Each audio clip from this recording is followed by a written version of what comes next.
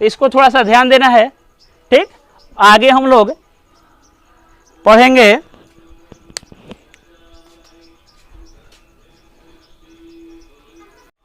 देखिए यहाँ पर एक कार्तीय तल बनाया गया है, ग्राफ बनाया गया है, जो इस तरफ x अक्ष, इस तरफ x डैश मतलब ऋणात्मक, इस तरफ y, इस तरफ y डैश मतलब कि ऋणात्मक, y का ऋणात्मक और x का निर्देशांक। अब थोड़ा सा ऑब्जेक्टिव क्वेश्चन है जो एग्जाम में ऐसा क्वेश्चन हमेशा पूछता रहता है। कह रहा है कि बिंदु -3 4 का चतुर्थांश और निर्देशन बताएं। पहले बताना है कि यह किस चतुर्थांश में है। बिंदु -3 और 4 का चतुर्थांश बताना है कि यह किस चतुर्थांश में है, और साथ ही साथ बताना है कि इसका निर्देशन बिंदु कहाँ है। हम लोग ग्राफ पर देख लेंगे कहाँ है। ठीक, तो इसका चतुर्थांश की बात करेंगे तो यह माइनस में, x कौची में है वो माइनस में, और y कहाँ है प्लस में 4। इसका देखेंगे तो -3 कहाँ जाएगा, कुछ यहाँ जाएगा, -3 और +4, तब बिंदु का निर्देशन कुछ यही होगा ना हो। तब -3 और 4 जो हम लोग 9th क्लास में पढ़े थे। तो अगर इसका निर्देश यहाँ तो पता चल गया, लेकिन यह किस चतुर्थांश में है। अभी जस्ट हम पहले बताएं कि यह किस चतुर्थांश में है। तो चतुर्थांश कैसे गिना जाता है, घड़ी के उल्टा दिशा में। तो यह पहला, यह दूसरा, यह तीसरा और यह चौथा। तो यह कौन सा चतुर्थांश बना, दूसरा चतुर्थांश बना। कहाँ बना, दूसरा चतुर्थांश। तो इसका आंसर का अगर हम लोग बात करेंगे तो दूसरा चतुर्थांश। ठीक, निर्देशन मतलब कि एग्जाम में नहीं पूछेगा निर्देशन, तो यहाँ पर कार्तीय तल रहेगा तब ना पता चलेगा, ग्राफ रहेगा तब ना पता चलेगा। तो यहाँ पर हम लोग देख दिए कि निर्देशन कहाँ है, तो हम दिखा दिए। 9th क्लास में आप लोग पढ़े होंगे। यह कह रहा है कि बिंदु 4 -2, 4 और -2 में कोटि क्या है। तो कोटि किसे बोलते हैं, अभी जस्ट हम बताएं कि कोटि जो है y का निर्देशांक को बोला जाता है। तो इसमें कोटि क्या होगा हो, तो y का निर्देशांक क्या है, तो कोटि बराबर y का निर्देशांक -2 है। तो कोटि कितना होगा, -2 हो जाएगा। तो यही आपका राइट आंसर हुआ। बिंदु -2 और 0 का निर्देशांक कहाँ है, -2 और 0 का निर्देशांक पूछ रहा है। तो -2 और 0, y 0 है हो, तो इसका निर्देशांक कहाँ होगा। तो क्या बोले कि x अक्ष पर y का मान 0 होता है।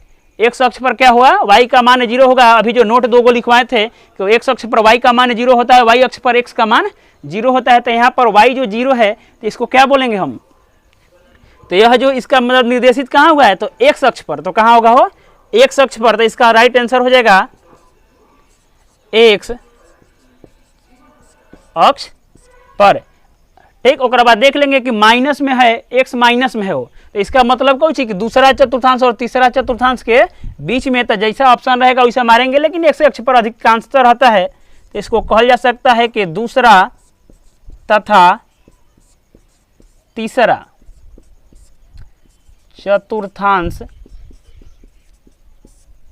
के ठीक बीच में कहाँ होगा हो, दूसरा और तीसरा चतुर्थांश के ठीक बीच में। कह रहा है कि बिंदु, अगला क्वेश्चन 4 नंबर, कह रहा है कि 3 4 में भुज क्या है। 3 4 में भुज क्या है, तो क्या बोले थे, भुज किसको बोलते हैं, x का निर्देशांक। तो x का निर्देशांक इसमें क्या है हो, तो 3 है। तो इसका राइट आंसर हो जाएगा आप लोगों का, तो भुज बराबर का हो जाएगा हो, जिसको x का निर्देशांक कहते हैं। तो इसका राइट आंसर कितना हो जाएगा, 3 होगा। तो भुज जो है इसका 3 हो गया। कह रहा है कि 2 और -3 किस चतुर्थांश में है। तो प्लस के 2 और माइनस के 3 यहाँ पर देख लेंगे। तो प्लस और माइनस किस चतुर्थांश में होता है, तो x प्लस में और y माइनस में। तो x प्लस में ही और y माइनस में ही, मतलब कि बिंदु जो है यही कहीं होगा। तो इसका क्या होगा, तो चौथा चतुर्थांश में। तो इसका राइट आंसर क्या होगा, चौथा चतुर्थांश। तो इसका आंसर का अगर हम लोग बात करेंगे तो फोर्थ चतुर्थांश। तो मैं समझ पा रहा हूँ ऐसा कि आप लोग, ऐसा क्वेश्चन आएगा एग्जाम में तो आप लोग नहीं छोड़ेंगे। तो हम लोग अब लोग पढ़ेंगे दूरी सूत्र। क्या पढ़ेंगे हो, दूरी सूत्र, जिसे डिस्टेंस फार्मूला कहा जाता है। दो बिंदुओं के बीच के दूरी को हम लोग जानेंगे।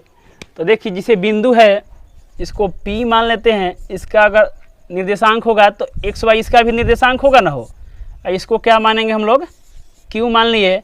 तो इसका भी x से y निर्देशांक होगा। तो ये दोनों बिंदु के अगर निर्देशांक के हम लोग पहचाने खातिर क्या करेंगे कि यह बिंदु पहला है तो इसको x1 और y1 बोलते हैं, ठीक ना। यह बिंदु दूसरा है तो इसको x2 और y2 बोलेंगे, ठीक। x1 और y1, p का निर्देशांक अगर बात करेंगे पहला बिंदु के तो x1 और y1, और q के बात करेंगे तो x2 और y2, दो बिंदु हो गया। अभी दोनों के बीच के जो दूरी सूत्र होता है इसको अगर हम बात करेंगे तो दूरी सूत्र जैसे PQ बराबर PQ के अगर बीच के दूरी निकालना होगा तो यही होता है, कोई चीज सूत्र होता है कि रूट अंडर x1 माइनस के x2 के स्क्वायर, ठीक। बीच वाला पहले वाला माइनस फिर प्लस और उसके बाद कौन सी y1 माइनस y2 के स्क्वायर, दोनों रूट अंडर रहेगा। तो थोड़ा सा इसको समझेंगे, अगर जान जाएंगे तो मतलब याद करने की जरूरत नहीं होगा। क्या होता है वो माइनस माइनस प्लस होता है, माइनस माइनस क्या होता है प्लस होता है। तो पहला माइनस दूसरा माइनस बीच में प्लस करना है, इसको कहेंगे कि x1 माइनस के x2 के स्क्वायर और y1 माइनस के y2 के स्क्वायर। अगर इसी को अगर हम लोग बात करेंगे तो कुछ ऐसा भी लिखा जा सकता है, पहले हम लोग क्या करेंगे x2 लिख देंगे और बाद में x1 लिखा जा सकता है और फिर प्लस में ही रहेगा स्क्वायर रहेगा, सेम रहेगा y2 माइनस y1 का स्क्वायर। तो अगर ध्यान दे थोड़ा सा, इसको बाद में लिखे या पहले लिखे, इसको अगर हम लोग कोई मान के चलिए कि हम इधर से PQ देख रहे हैं और कोई कहेगा कि नहीं QP है, ठीक। क्या कहेगा QP है, मतलब को हम इधर से जा रहे हैं तो PQ बोलेंगे, और कोई इधर से आएगा तो क्या बोलेगा QP बोलेगा, ठीक। तो वैसा स्थिति में तो अगर x2 माइनस x1 भी करेंगे तो कोई गलत नहीं होगा। अगर यही बात आएगा मूल बिंदु से निर्देशांक, और मूल बिंदु का निर्देशांक कितना होता है, शून्य होता है, मतलब x का मान भी 0 होता है और y का मान भी 0 होता है। तो दूसरा का यहाँ से पहला सूत्र हो गया। दूसरा का सूत्र बोलेंगे कि किसी बिंदु का मूल बिंदु का निर्देशांक हमेशा 0 0 होता है। वो मूल बिंदु से दूरी, तो अगर मूल बिंदु से दूरी के बात करेंगे हम लोग तो क्या हो जाता है, मूल बिंदु से अगर दूरी के बात करेंगे किसी बिंदु को तो x के स्क्वायर प्लस के y के स्क्वायर हो जाता है, ठीक ना। तो इसको क्या कहेंगे x1 माइनस x2 के स्क्वायर और y1 माइनस y2 के स्क्वायर, लेकिन यहाँ पर x के स्क्वायर और प्लस के y के स्क्वायर। अब थोड़ा सा देखेंगे हम लोग की आखिरी बात काहे होता है वो। तो मूल बिंदु जैसे यहाँ क्या हो गया, मूल बिंदु का वो मानते हैं, इसका 0 0 हो गया, कितना हुआ 0 0। इससे अगर दूरी कोई बिंदु A है इसका